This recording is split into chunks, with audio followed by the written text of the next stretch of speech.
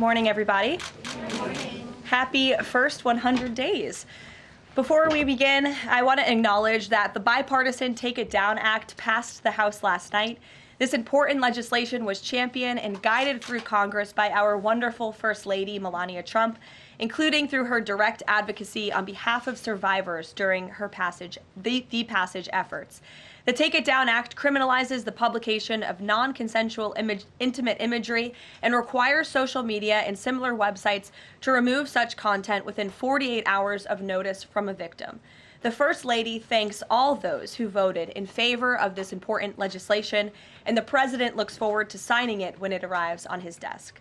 Today officially marks 100 days of promises made and promises kept by President Trump. This has truly been the most historic start to a presidency in American history. After building the greatest economy in the world in his first term as president, President Trump is in the process of doing that all over again. The American people trust in President Trump. Since his first day in office, President Trump has focused on defeating the Biden inflation crisis, bringing down the cost of living, and making the United States the best place in the world to do business, invest, create jobs, and innovate. And President Trump's efforts are working. 345,000 jobs have already been added since the start of President Trump's term. Last month's jobs report saw nearly 100,000 more jobs than economists predicted, and it was the fourth highest month for private payroll growth in the past 2 years. 9,000 manufacturing jobs have been added to the economy already. This is a sharp contrast to the 6,000 manufacturing jobs that were lost each month in the final 2 years of the Biden administration. The U.S. employment rate remains at historic lows. And thanks to President Trump, Americans are seeing price relief for the first time in years.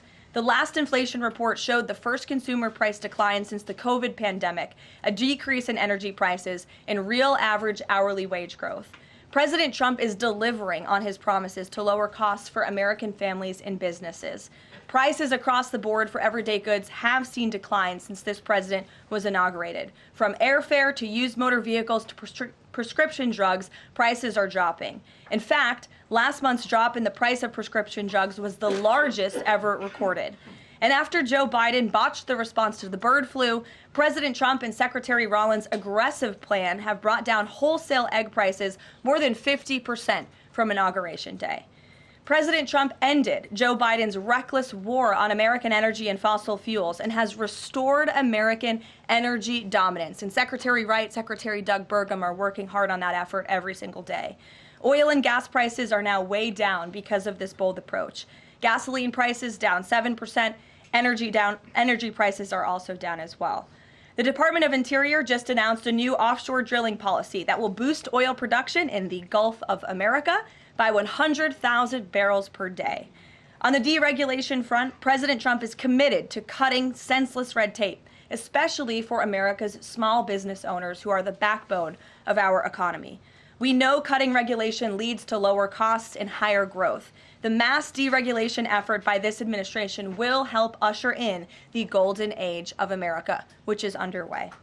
Immediately upon taking office, President Trump blocked all of the unfinalized Biden-era rules, saving America's more than $100 billion, or $2,100 per family of four over the next decade. And the president also launched a bold multi-agency effort to roll back existing federal regulations that drive up the cost of living on hardworking families. This effort is projected to yield significant cost savings in the coming months, including the EPA's rollback of tailpipe emission rules for light-duty and medium-duty vehicles and the Department of Transportation's latest corporate average fuel economy standards. These two efforts alone yield $755 billion in total savings, or more than $8,800 per family of four over the next decade. In total, the combined savings from all of these actions equal just over $935 billion, or nearly $11,000 in real savings per family of four per the coming decade. The press is not talking nearly enough about the positive impact of President Trump's deregulation campaign. And investments from the biggest companies and countries in the world are pouring in under this president. So far, total investment commitments under the Trump administration have reached more than $5 trillion. including $500 billion from Apple in U.S.-based manufacturing and training, $500 billion from NVIDIA and AI infrastructure, $100 billion from TSMC and U.S.-based chips manufacturing, and the $500 billion private investment by OpenAI, Oracle, and SoftBank in AI infrastructure as well. All of these investment commitments are estimated to generate at least 451,000 new high-paying jobs for American workers and families. At this point, President Trump has secured more investments in the United States of America in 100 days than Joe Biden did in 4 years. President Trump is America's businessman in chief, and that's why these trillions of dollars in investments are flooding to our country. The business community is bullish on America because President Trump is back in charge. Tomorrow, the president will host CEOs and leaders from several companies that have made these investments to tout their historic commitments to our country and encourage others to follow suit. Under President Trump, there has never been a better time to invest in America. And the president finally said enough is enough and refused to allow America and our workers to be ripped off any longer on trade. President Trump implemented powerful tariffs to end the era of economic surrender and to rebalance America's trading agreements. More than 100 countries have already come to the table looking to offer more favorable terms for America and our people. There has never been a president who has created his own leverage like this president, and we are just getting started. Republicans in Congress are getting very close to passing President Trump's one big, beautiful bill, which will include the largest tax cuts in American history, strong border security measures, major military advancements, dramatic deregulation, and common sense spending reforms. As President Trump has said before, the best is yet to come. For more on President Trump's economic successes so far and the plans ahead, I want to pass it off to our incredible Treasury Secretary, Scott Bessent, who is here today, and we will open it up to questions. In our new media seat, we have Brendan Peterson, the financial services reporter for Punchbowl News. Punchbowl News covers power, people, and politics based in Washington, D.C., laser focus on Capitol Hill, the politics of legislating, founded in 2021, and it is the first newsletter that Capitol Hill and the White House reads every morning in the middle of the day and throughout the evening. Thanks for being here with us, and we'll start with you today. Thanks so much for being here. I have a question for Secretary Bessent. On tariffs, the president said over the weekend that we are hoping that maybe tariff revenues could replace income tax. But we also keep hearing about the deals that the administration is pursuing. So my question is, what is the White House's ultimate objective here? Do you want to have long-term tariff revenue or deals that might reduce those tariffs? I think it's a combination of both. So we're going to take in long-term tariff revenue. We put a process in place. We have 18 important trading relationships. We will be speaking to all of those partners, or at least 17 of them, over the next few weeks. Many of them have already come to Washington.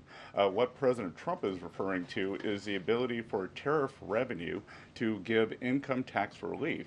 And I think there's a very good chance that we will see this in the upcoming tax bill. The president campaigned on no tax on tips, no tax on Social Security, no tax on overtime, and the restoring interest deductibility for autos, for American-made autos. So tariff income could be used for tax relief on all of those immediately. So you think that there is a role for significant tariff revenue in U.S. fiscal policy? I think that it is something that got put away a long time ago, and I think that tariffs will bring back American manufacturing and generate substantial revenues. On manufacturing, we've seen some pretty grisly surveys this month from the Philly Fed, which saw the biggest drop since May of 2020, and the Dallas Fed, similar plunging outlook, poor shipping orders. What are American manufacturers not understanding about your push for onshoring in the U.S.? Well, I think I was in the investment business 35 years, and I learned to ignore the survey data and look at the actual data, and the actual data has been quite good.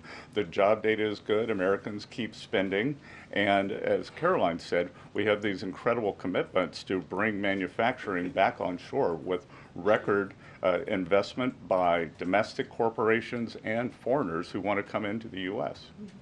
Thank you so much, Karoline. Thank you, Mr. Secretary.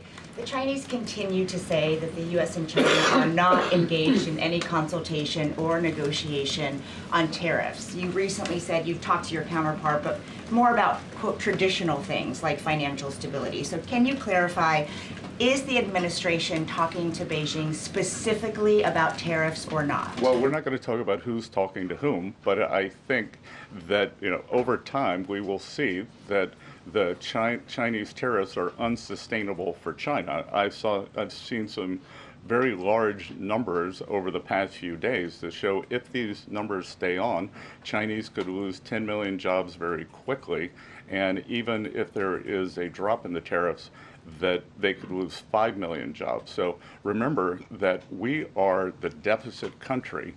They sell almost 5 times more goods to us than we sell to them. So the onus will be on them to take off these tariffs. They're unsustainable for them. And they are saying you guys are not talking about it. So is that true? Look, they have a different form of government. They're playing to a different audience. So I'm not going to get into the nitty-gritty again of who's talking to whom. But as I said, I believe for the Chinese, these tariffs are unsustainable. And very quickly, 2 days ago, you said you didn't know if President Trump had spoken to Xi Jinping. Do you know now? Again, I would say Karoline and I have a lot of jobs around the White House. Running the switchboard isn't one of them. Bloomberg, go ahead. Secretary Bessent, thank you so much for being here this morning. You've talked about the importance of giving investors certainty when it comes to the market, yet the Trump administration is continuing to negotiate several complex trade deals in a very sort of compressed time frame. When do you expect you'll be able to give the market some certainty around those deals? Do you have a deadline? Is it the 90-day pause? What are we looking at here? Good question. And I think one thing that has been a little disconcerting for the markets is, President Trump creates what I would call strategic uncertainty in the negotiations. So he is more concerned about getting the best possible trade deals for the American people. We had 4 years of bad deals for decades of unfair trading, and we are going to unwind those and make them fair. What we are doing is we've created a process. I think the aperture of uncertainty will be narrowing, and as we start moving forward announcing deals, then there will be certainty. But certainty is not necessarily a good thing in negotiating. Mr. Secretary, last night there were reports on the administration sort of walking back a little bit on the auto tariffs. Can you sort of just elaborate on that decision there and what we can expect going forward, and why sort of the shift in those auto tariffs? Well, President Trump has had meetings with both domestic and foreign auto producers, and he's committed to bringing back auto production to the U.S. So we want to give the automakers a path to do that quickly, efficiently, and create as many jobs as possible. Jasmine. Thank you so much, Caroline. Thank you, Secretary. Back on China, does the administration anticipate supply chain shocks or supply shocks coming now that cargo shipments from China are significantly down? And if so, are there plans in the process of how to address that? I wouldn't think that we would have supply chain shocks, and I think retailers have managed their inventory in front of this. I speak to dozens of companies, sometimes daily, but definitely weekly, and they know that President Trump is committed to fair trade and have planned accordingly. And then second question, can you outline the timeline for when you think some of these deals, particularly with your Asian countries like India, Japan, South Korea, you may have an announcement? I'm glad you brought up our Asian trading partners and allies. They have been the most forthcoming in terms of doing the deals. As I mentioned, Vice President Vance was in India last week. I think that he and Modi made some very good progress, so I could see some announcements on India. I could see the contours of a deal with the Republic of Korea coming together, and then we've had substantial talks with the Japanese. Andrea? Secretary Bessent, just continuing on the path of the sort of like progress. You said yesterday, I think, that it was could happen as early as this week or possibly next week. Can you give us a bit of a timetable? And then I wanted to ask about South Korea specifically. They've said that they probably won't be able to make a comprehensive deal until early July because of their elections. Japan also has elections. And to what extent are domestic factors complicating your efforts? Canada just had an election. You know, are you seeing that you might have to think about delaying the 90 days? Well, I would actually take the opposite tack, that I think from our talks that these governments actually want to have the framework of a trade deal done before they go into elections to show that they have successfully negotiated with the United States. So we are finding that they are actually much more keen to come to the table, get this done, and then go home and campaign on it. Sean? I'm sorry, did you have a comment on whether something could happen this week or next week? For a deal. So, you said yesterday. Again, I think that we are very close on India. And in India, just a little inside baseball, India, in a funny way, is easier to negotiate with than many other countries because they have very high tariffs and lots of tariffs. So it's much easier to confront the direct tariffs when as we go through these unfair trade deals that have been put in over decades, that the non-tariff trade barriers can be much more insidious and also harder to detect. So a country like India, which has the posted and ready tariffs, it's much easier to negotiate with them. So I think the India negotiations are moving well. Sean, go Hi, ahead. Mr. Secretary. So it was reported this morning that Amazon will soon display a little number next to the price of each product that shows how much the Trump tariffs are adding to the cost of each product. So isn't that a perfect crystal clear demonstration that it's the American consumer and not China who is going to have to pay for these policies? I will take this since I just got off the phone with the president about Amazon's announcement. This is a hostile and political act by Amazon. Why didn't Amazon do this when the Biden administration hiked inflation to the highest level in 40 years? And I would also add that it's not a surprise because, as Reuters recently wrote, Amazon has partnered with a Chinese propaganda arm. So this is another reason why Americans should buy American. It's another reason why we are onshoring critical supply chains here at home to shore up our own critical supply chain and boost our own manufacturing here. Is Jeff Bezos still a Trump supporter? Look, I will not speak to the president's relationships with Jeff Bezos, but I will tell you that this is certainly a hostile and political action by Amazon. And Secretary, if you have anything to add. Yeah, I would also add that the bringing down the terrible Biden inflation has been a priority for the first 100 days of the Trump administration, and President Trump has done a great job of leading that since January 20th. Interest rates, mortgage rates are down, gasoline and energy prices are down. We're expecting the further decreases. And as Karoline said, the big tax on consumers that goes unnoticed is deregulation or regulation, and we are deregulating and bringing that down. So, from a household income point of view, we would expect real purchasing increases. We've seen them over the first 100 days, and we would expect that to accelerate.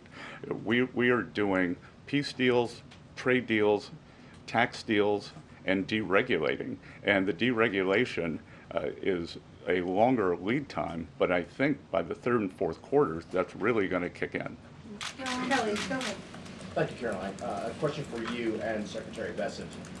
We talk a lot about volatility and uncertainty in the marketplace, and the president has stated all along that he's more concerned about mainstream America, the American worker.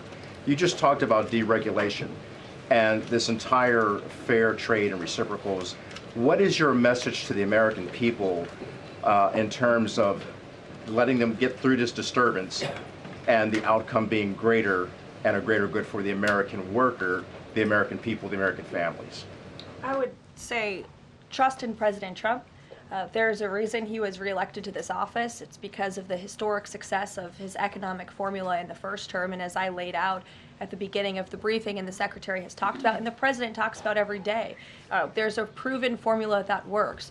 Massive deregulation, energy independence, and tax cuts, which are coming. And the Secretary is working very hard on that with our counterparts on Capitol Hill. If you want to talk about that, that's a huge deal to put more money back into the pockets of hardworking Americans. As for the fair trade deals the President is trying to negotiate, he's not just righting the wrong of the mess that he inherited from the past 4 years of the Biden administration. This is a mess that has been created for the past 4 decades that has sold out the middle class, that has moved jobs overseas. You think about our heartland, middle America, what towns used to look like, what they look like today. President Trump wants to restore the golden age, and it's a process to do that. And that process is underway, but he's put together a fantastic trade team. Secretary Bessent, Secretary Lutnick, Jamieson Greer, all working incredibly hard on this effort 24/7.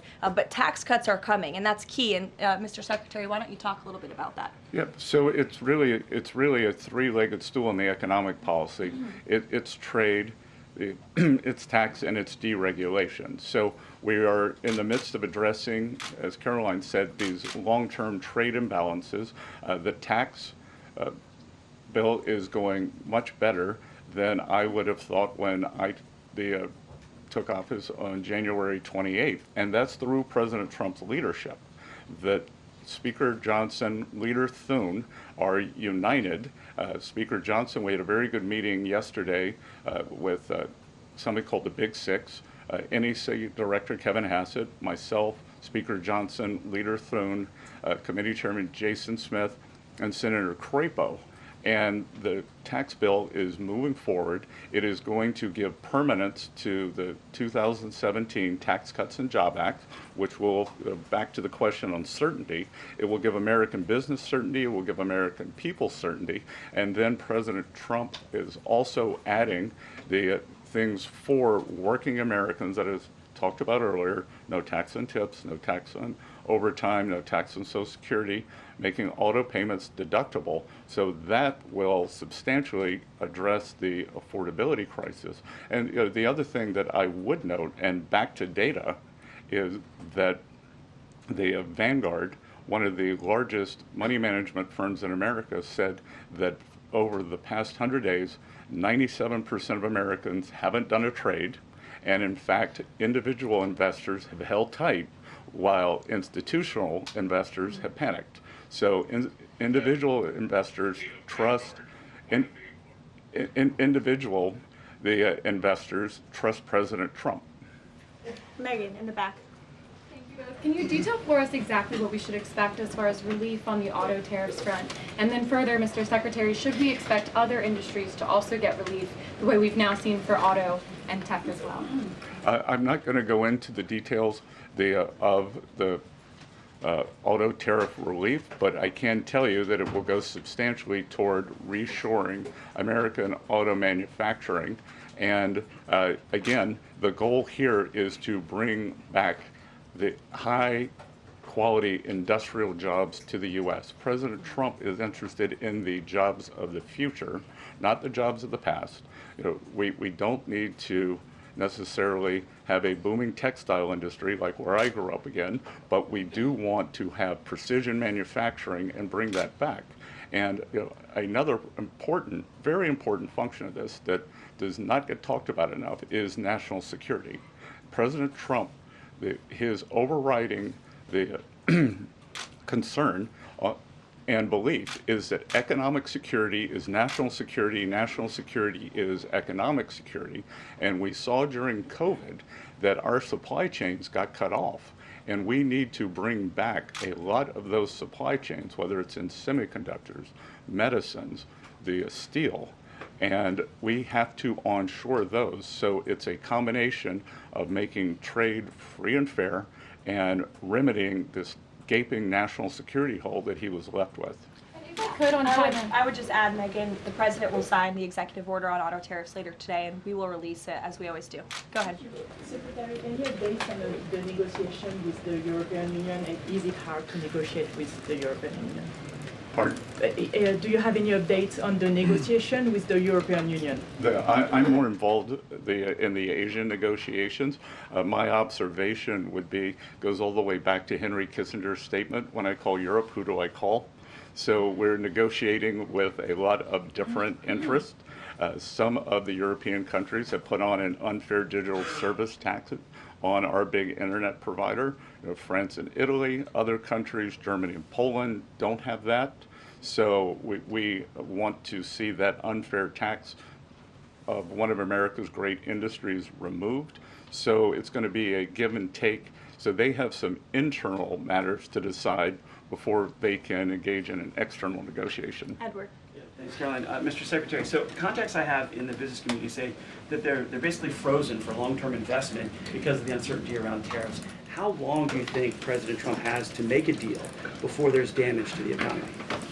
Look, I think that what we're seeing is that business leaders, they've gone into a pause, and I think we're going to give them great certainty on this tax bill. And I think over the next couple of weeks, as I said, we have 18 important trading relationships. We'll put China to the side. 17 they are in motion. And then, as I said yesterday, I think there's a very good chance we're going to get this tax bill done. And the tax bill is going to be very powerful for domestic U.S. investment. So what we are going to do, one of the most powerful parts of President Trump's 2017 tax bill was full expensing of equipment. We are going to make that, as President Trump said in his speech to Congress, that will be retroactive to January 20th. The other thing that we are looking to add is full expensing for factories. So bring your factory back. You can fully expense the equipment and the building. We will couple that with deregulation, cheap energy, and regulatory certainty, and that will continue to make the U.S. the greatest destination for domestic and foreign investment. And the president, well, if I can follow, just the president said that world leaders would like to meet with him in Rome, in Vatican City, about trade. Other than President Zelensky, who did the president meet with, and about trade, and when could we get some of those deals? The president met with President Zelensky, as you know, which we talked about, and the president continues to be engaged with his fellow fellow leaders around the world in the European Union. You've seen many of them visit the White House. I want to harp on, in closing, the point the Secretary just made. On the campaign trail, the president promised the American public that he was going to make America the best country in the world to do business again. The lowest taxes, lowest regulation, lowest energy costs of anywhere in the world. And if you do business in the United States, you won't pay a tariff, you won't pay a price. That's not just good for companies around the world, but it's good for the American worker. That's what this team is focused so hard on every day. We have work to do. The golden age of America is underway. But as I pointed out in the beginning, there's a lot of reason for the American consumer, the American CEO, the American small business owner to be confident and optimistic about this president and where we're headed. So you will hear more from the president himself later this evening. He is traveling to Michigan, as you all know. He'll make a stop at the Air Force Base with Governor Whitmer, and then we will head to a rally tonight where you'll hear more from him directly. So we'll see you in Michigan. Thank you, guys. Thank you, Caroline.